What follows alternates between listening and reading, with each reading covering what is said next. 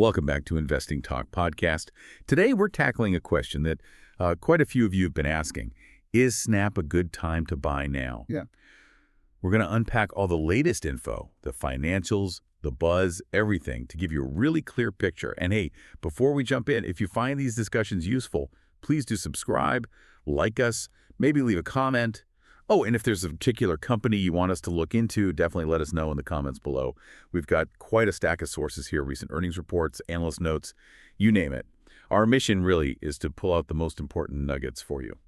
Yeah, and what's fascinating here, I think, is how Snap keeps trying to navigate this really complex market. You've got this impressive user growth on one side, but then these persistent financial hurdles on the other. We'll definitely explore that tension. Okay, let's start with the recent journey then. Snap stock has had a bit of a rough ride lately, hitting $7.05 just yesterday, September 10th. What's been happening over, say, the last 3 months to get us here? Well, if you connect that to the bigger picture, the stock slide really reflects investor concerns. Concerns about profitability, yes, but also just the intense competition out there. But, it's not just a story of decline. There are some pretty compelling counterpoints about its core business we need to talk about. Okay, tell us more. What are those counterpoints, the bright spots? Right. So even with the stock drop, back in September 2025, Snap was really emphasizing its user base expansion. They hit 932 million monthly active users. That's a 7% jump year over year, which isn't bad at all.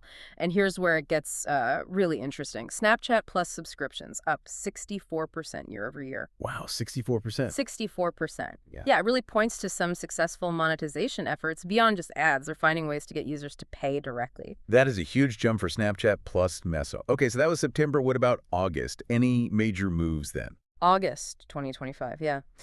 Snap announced pricing for an upsized offering $550 million in senior notes due way out in 2034. Now, this helps their liquidity, gives them more cash on hand, which is crucial, but of course it also means higher interest expenses down the line.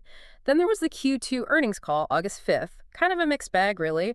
Revenue grew 9% year over year to $1.35 billion, which sounds good. Right. But they posted a wider net loss compared to the prior year. So again, that tension. Right. Revenue up, losses wider. That seems to be the theme. Right. Were there any other bright spots in that Q2 report? Engagement, maybe? Absolutely. Spotlight, that's their short-form video feature, Yeah. sort of their TikTok competitor, hit over 550 million monthly active users. And the engagement metrics were strong, too. That signals they can compete in the content space, which is frankly vital. So 550 million MVUs for Spotlight. That's definitely significant. Okay, and just before that, July. What was the vibe then? July 2025, investor sentiment was still pretty cautious. This was after some preliminary Q2 results showed adjusted EBITDA declining to $41 million. So that just highlighted the profitability challenges again, even with that user growth we talked about.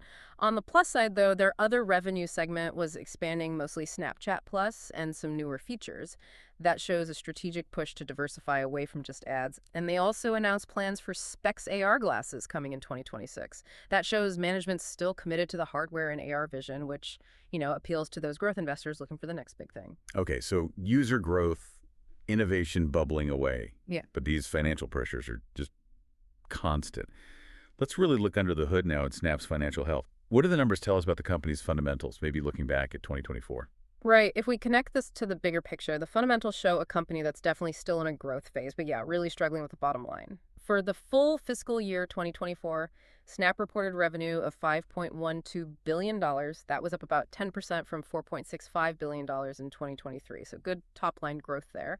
10% top-line growth, that sounds promising. But what about profitability? You keep mentioning the struggle there. And this raises that important question, doesn't it? The net loss for 2024 was $1.27 billion. That was actually wider than the $1.12 billion loss they had in 2023. Wider, even with more revenue. Exactly. And the gross margin also slipped a bit, from 54.1% in 2023 down to 52.6% in 2024. Management talks about controlling expenses, sure, but they haven't given any concrete guidance for GAAP profitability in calendar 2025. That suggests these losses are likely to stick around for a while. So growing revenue, but also growing losses and slightly weaker margins. How does the balance sheet look? Do they have the cash to keep going? They had $3.19 billion in cash and equivalents at the end of 2024. Total debt was around $3.7 billion. So their net debt position is, manageable because they have that cash cushion. And this is but they reported negative free cash flow of $162 million for fiscal year 2024. And that continues a past trend. Negative free cash flow basically means they're burning cash. It definitely heightens the risk if revenue growth slows down or if expenses tick up further. Okay, negative free cash flow is definitely a red flag. Yeah. Given these financials, how does Snap really stack up against the competition? You mentioned Meta, TikTok. Yeah, Snap is still what you'd probably call a second-tier social platform. Uh, They're just trailing the giants like Meta and TikTok in user engagement metrics and, crucially, in digital advertising reach. Now, their AR/VR stuff and the Snap Map feature, those do offer some differentiation. They have a unique niche, especially with younger users. But the fight for ad dollars and just capturing user time, it's incredibly intense. Are they still managing to grow that user base effectively, even against those giants? Well, daily active users, DAUs, hit 422 million in Q4 2024. That was up from 414 million the year before. So yes, growth is still happening, but it is showing signs of decelerating, slowing down a bit. Right, slowing growth adds another layer of concern. Mm-hmm. Okay, we've looked at the engine room, the financials, and the competitive battlefield. Now, let's talk about the stock itself. What are the technical signals telling us about Snap's price action right now? Well, as we mentioned, it's been stuck in this pretty narrow range recently between roughly $6.70 and $7.30 in September 2025. Short-term support looks like it's around $6.50, maybe some resistance near $7.60.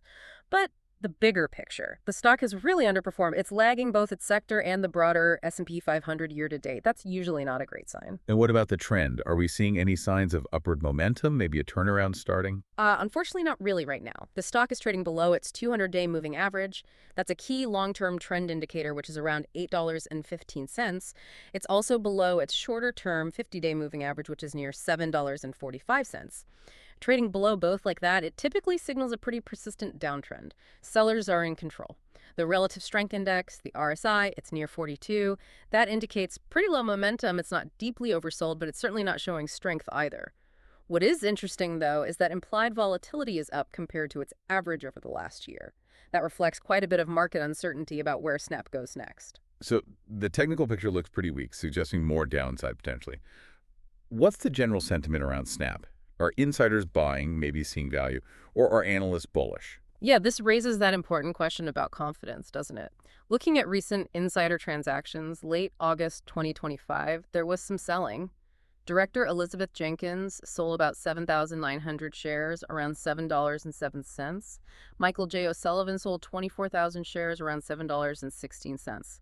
Now, these were flagged as routine, pre-planned sales, not necessarily panic selling. But crucially, there haven't been any notable insider purchases reported recently. So you're not seeing management stepping up to buy shares with their own money, which would be a stronger positive signal. Right, no strong insider conviction buys. And what are the pros saying? The Wall Street analysts. The analyst consensus in September 2025 is largely stuck at hold or even underperform. Most price targets seem to be clustered in that $6 to $9 range. Not a lot of strong buy calls. And if you look at social media sentiment, chatter online, it's kind of neutral to negative. The same concerns keep popping up, user growth slowing, and that ongoing struggle with the monetization strategy. Okay, so we've covered the recent past, the financials, the technicals, the sentiment. It's a bit of a tough picture, but here's where it gets interesting. What's on the horizon? What should we be watching for in the next few months that could actually change things for Snap? Any potential catalysts? Yeah, there are definitely a few things coming up that could spark some volatility. In October 2025, you might see some impact from ETF rebalancing, which can affect fund flows. But the big one, the really crucial date, is October 31st. That's when they're scheduled to release their Q3 2025 earnings. Okay, Q3 earnings. That feels like make or break time. What are analysts hoping to see or fearing they'll see? Well, stronger than expected Q3 earnings could provide some support for the shares, especially if those user growth and engagement trends hold up. It might offset some of the recent margin worries. Then, moving into November 2025, we'll be looking for the holiday usage report and any platform trends. The market will be really focused on activity and monetization signals during that critical holiday theme. It's huge for ad revenue. Also in November, we get the institutional 13F filings. That'll show us if big hedge funds or mutual funds have been buying or selling Snap stock. Got it. Holiday season performance and big money moves in November.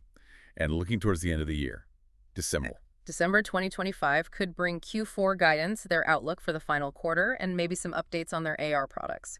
Any significant news about the Specs AR glasses or maybe other platform innovations that could definitely stimulate some speculative interest, particularly among growth investors? Hardware is seen as a potential game changer. Right. So those are the scheduled things. What about the whispers, the rumors, anything potentially transformative floating around? This definitely raises an important question about potential game changers, doesn't it?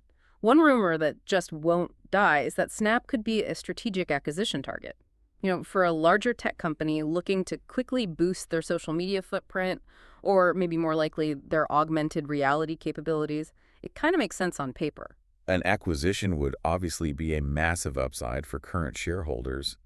Any other potentially positive rumors bubbling under the surface? Well, industry whispers also suggest Snap might try to fast-track the consumer launch of Specs AR, maybe bring that 2026 timeline forward, especially if competitors like Apple or Meta make big moves in AR hardware.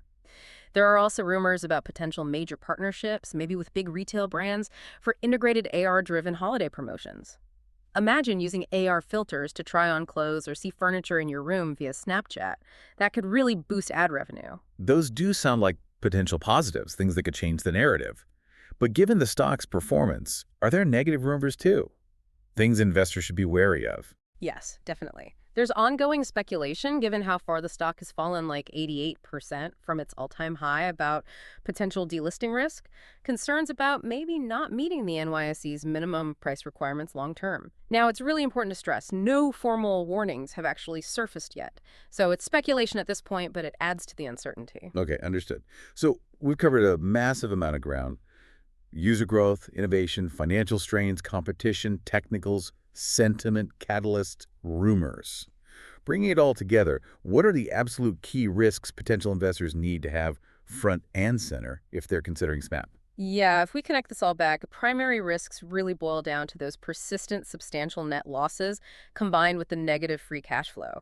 It just highlights ongoing execution risk. Can they actually turn the ship around profitability-wise? Plus, there's that heavy dependence on advertiser spending, which can be cyclical, and on its core youth user base, which makes revenue potentially volatile if trends shift. I assume their official filings, like the 10K, spell some of these out clearly. Oh, absolutely. The risk factors section in their 2024 10K is pretty clear. It highlights regulatory uncertainty, the intense competition we've discussed, and also the concentration of voting control with the founders as key risks. And then you have broader macro risks and economic slowdown, regulatory changes impacting digital ads. Those could further weaken demand. And just the broader market context, how does that Well, play in? There's also that risk of sector rotation. If the market mood shifts away from speculative loss-making companies towards more stable, value-oriented, cash flow positive tech firms, Snap could suffer just from that shift in investor preference. So what does this all mean then? After dissecting all this information, what's the overall investment thesis for Snap right now? Is it a buy, hold, sell? This really brings us to that crucial question of the overall risk-return profile. Based on our sources, the consensus seems to lean towards an overall rating of something like 4 out of 10, maybe a low 4. The rationale is pretty clear. Snap's financials just remain fragile. You have the persistent operating losses, the negative free cash flow, no clear path to profitability showing up yet. And that's despite having solid, even if it's decelerating, top-line growth. And the technicals and sentiment just reinforce that cautious rating. Exactly. The technicals are weak, stocks below key averages, no obvious catalyst for a breakout. Analyst sentiment, insider activity, it's all pretty neutral to negative. Yeah. Now, sure, the potential for a takeover or some breakthrough product innovation creates a bit of optionality, a lottery ticket maybe, but the overall risk-reward profile just looks quite poor right now, both for short-term traders and, frankly, for most long-term investors. So who is this stock actually suitable for then, if anyone? What kind of investor might consider it? Honestly, it seems really only suitable for highly risk-tolerant speculative accounts, people willing to place a bet on a major M&A event happening or some massive macro shift that completely changes Snap's competitive position. The investment horizon just doesn't look that attractive for short-term trading right now, given the weak trends, nor really for long-term investment because of those unresolved profitability issues, the cash burn, and its somewhat weak competitive standing. Wow, that was a truly comprehensive look at Snap. Yeah. It really is a fascinating company. You've got the cool products, the innovation, that loyal user base, yet it's grappling with these really significant financial hurdles, a real paradox. Absolutely. That balance, or maybe imbalance, between the bold user growth and the product innovation on one side and the ongoing financial pressures on the other, that truly defines where Snap is right now. The next few quarters, particularly Q3 earnings and how they navigate the holiday season, are going to be absolutely critical. Will they start to overcome these headwinds, or are they just going to extend? Indeed. So for you, our listener, maybe the provocative thought to leave you with today is this.